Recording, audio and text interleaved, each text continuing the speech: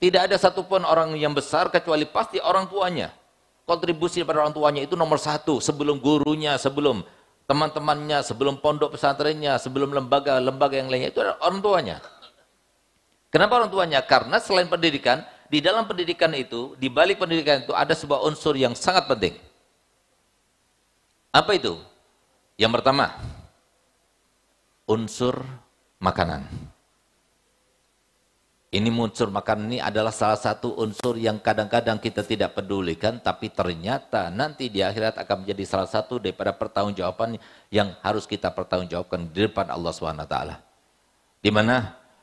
Di dalam sebuah hadis yang diriwayatkan oleh Imam Ghazali dalam kitab Ihya Ulumuddin, beliau katakan, sampaikan bahwasanya ada satu orang yang sudah lulus dan lolos daripada hisab, timbangan, karena amal kebaikannya lebih banyak daripada amal keburukannya, sehingga tinggal divonis sebagai penghuni surga, masuk dalam surga. Ketika akan divonis, ternyata ada yang menuntut dari dalam neraka sana.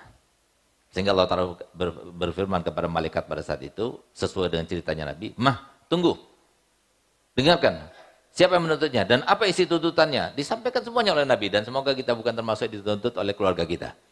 Tapi semuanya mendapatkan kebaikan dari kita.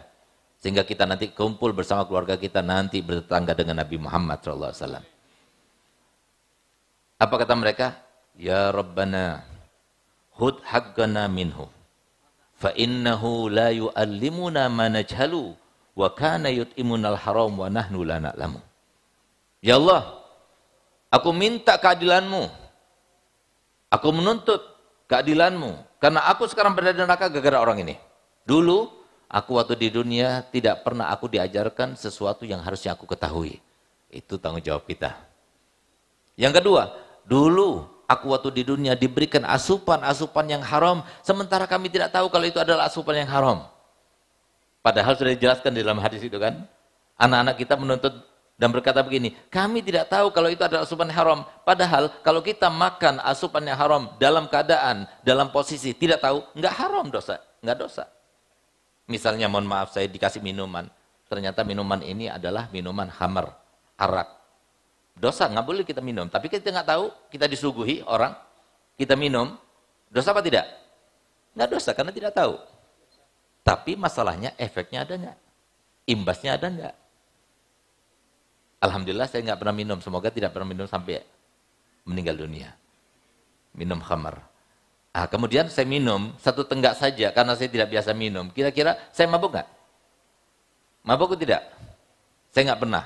Mabuk, walaupun satu tenggak, mabuk. Tapi dosa apa tidak? Nggak dosa, tapi mabuknya tetap.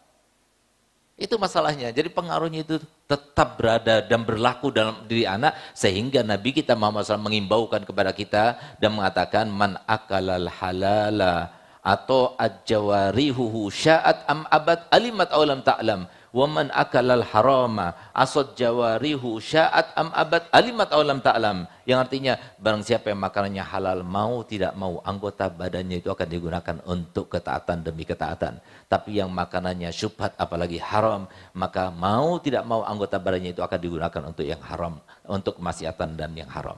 Ini disebutkan Nabi SAW. Oleh karena itu yang pertama. Di balik pendidikan, sebelum pendidikan kita terapkan, ini yang paling pertama. Makanan harus halal. Dulu ibu-ibu